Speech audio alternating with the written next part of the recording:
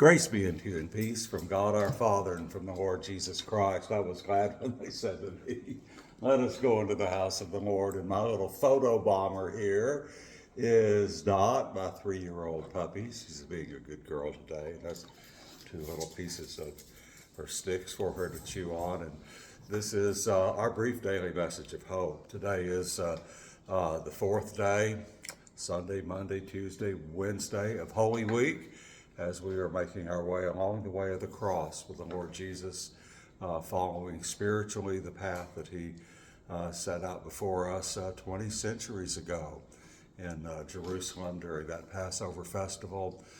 Today, on Wednesday, this is the day traditionally known as Spy Wednesday, because this is the day, as we read in the Gospel for today at Mass from Matthew 26, this is the day that one of Jesus' closest friends, Judas Iscariot, the one who would at the Last Supper tomorrow be right next to Jesus on one side and John, the beloved disciple, on the other. So close was Judas in his relationship and love with the Lord Jesus. This is the day that Judas went to the temple authorities and the religious leaders in Jerusalem to see how much he could get paid for arranging a time to hand Jesus over to them to be arrested. Now, there have been all sorts of people who've tried to look into the heart of Judas to see what was going on. All sorts of things that have been suggested and proffered and lifted up and inspected. And all we know is that in John's gospel, John, the beloved disciple, in his gospel narrative is insistent that Judas is a thief and was interested in money. And so he goes on this day to the authorities and says, how much are you willing to pay me for Jesus who is called the Christ? And they offer Judas 30 pieces of silver, the price of an adult slave.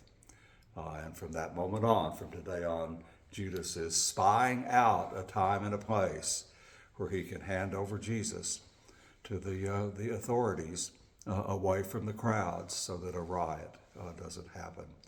And we know that he finds a time tomorrow, the 5th day of Holy Week, after they have shared the Passover meal and after he had washed their feet.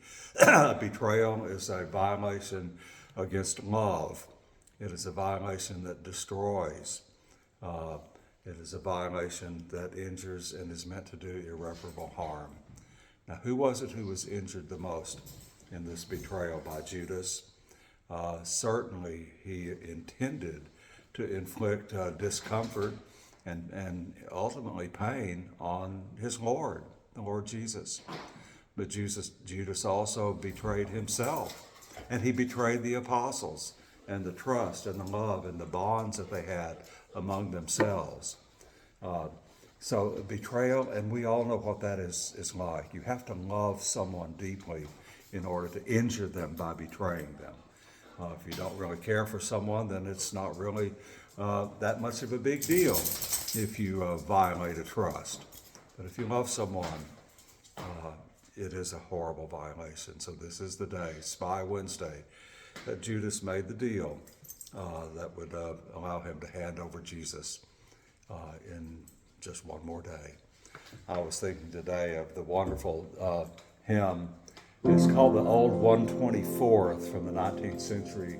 The words were by Thomas Caine from the last century, the 20th century.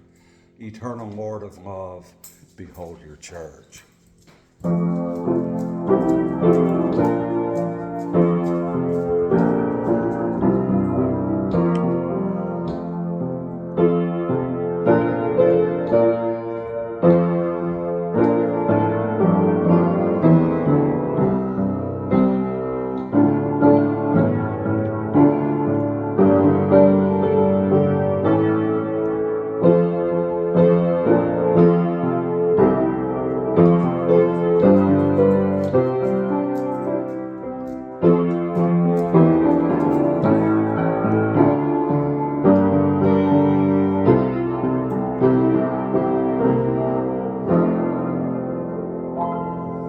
Have a blessed day today, and God willing, Dot and I will see you here again tomorrow on day 5 of the week that changed the course of history. God bless you.